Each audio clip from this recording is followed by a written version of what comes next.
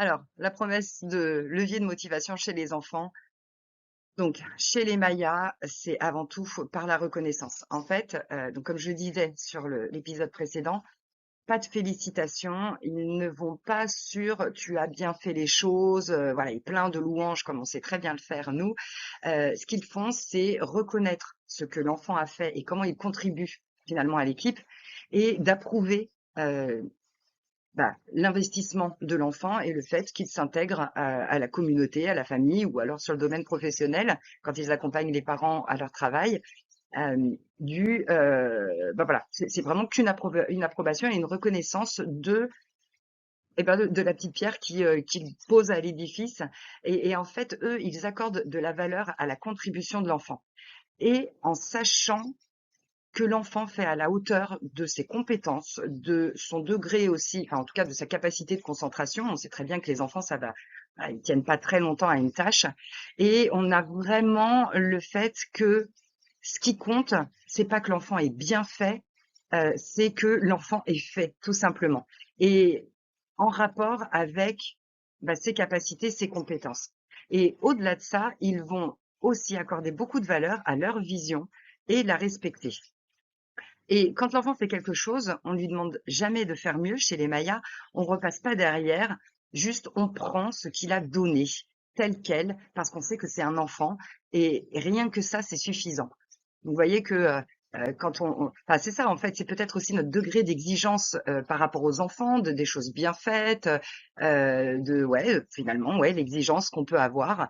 Eux, l'exigence, s'ils l'ont pas à cet endroit, ils savent très bien qu'à force de pratiquer, les enfants vont s'améliorer et ils sauront faire aussi bien que les adultes.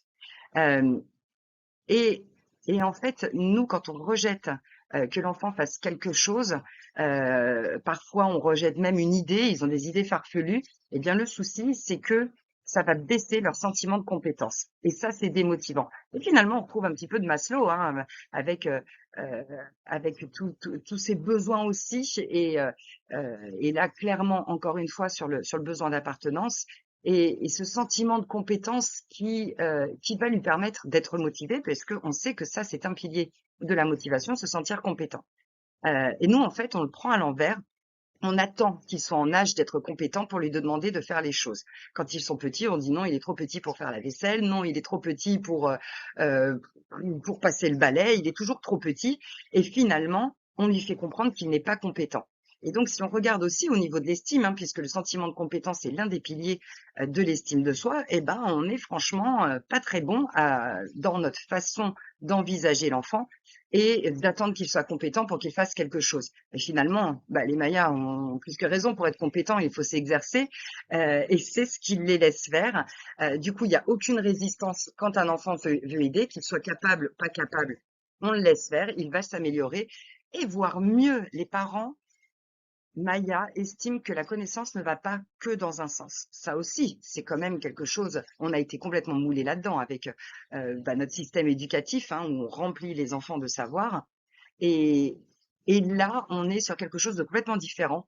Les parents vont regarder aussi comment fait l'enfant et collaborer ensemble. Il y a un exemple de brochette puisque Michaeline Doucleff, du coup, essaye avec sa fille. Elles doivent faire des brochettes. Vous savez comment se font des brochettes, hein, de la viande, des légumes enfin, voilà, toujours dans le même sens. Et alors, premier coup, la petite fille veut faire des brochettes avec que du poulet. Là, eh bien, elle dit non, c'est pas comme ça. Il faut alterner légumes et poulet.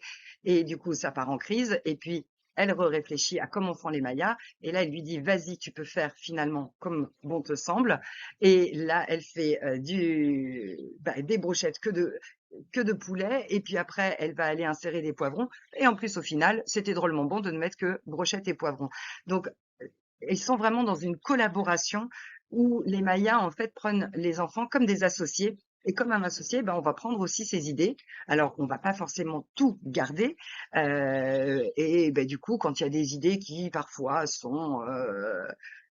voilà, ils vont pas les suivre, ils disent c'est bien aussi, ce qui signifie en mode adulte, oui, c'est bien, mais en fait, on fera pas comme ça. Mais qu'importe. Mais le c'est bien aussi, c'est pas un c'est bien aussi comme ça qui dénie. C'est vrai que c'est aussi une autre façon, et donc, eh bien, il laisse faire jusqu'à ce que l'enfant finalement prenne modèle et fasse comme les parents. Heu, Là, sur cette connaissance qui en fait, qui va dans les 2 sens, je me dis: «Waouh, quelle belle place, quel respect on donne à l'enfant». Moi qui suis aujourd'hui en train de réfléchir à la place de l'enfant, qui me semble pas du tout être à la bonne dans notre culture. Je pense qu'il est bien trop haut et qu'on lui laisse beaucoup trop de choix, de responsabilités, alors qu'ils sont tout petits et alors qu'avant, il avait vraiment pas de place. Là, il y a une place très respectueuse de l'enfant à la hauteur de ce qu'il est capable de faire. Voilà, je trouve ça juste incroyable. Euh, Elle rajoute que dans de nombreuses cultures, et pas forcément maya, la reconnaissance est exprimée en fonction du degré de maturité de l'enfant en lien avec sa participation. Et donc, pareil, pas de félicitations avec du «tu as bien fait» ou «c'est beau», qui ne sont que des évaluations, que des jugements, mais ils vont plutôt aller dire «tu sais déjà bien faire». Savoir, c'est de la compétence. Donc ils appuient vraiment sur la compétence, pas sur le résultat de ce qu'ils ont fait. Et du coup, sur les félicitations, ils insistent sur le fait qu'ils ont grandi, donc sur cette maturité.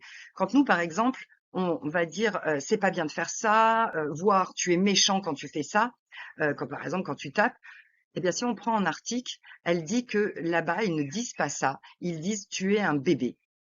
Donc, on voit bien le niveau de maturité. Et quand ils veulent, par exemple, alors nous, si on félicite et qu'on dit ah c'est bien ce que tu as fait, tu es gentil, comme tu es généreux de partager, enfin voilà, tout encore une fois, tout plein de jugements.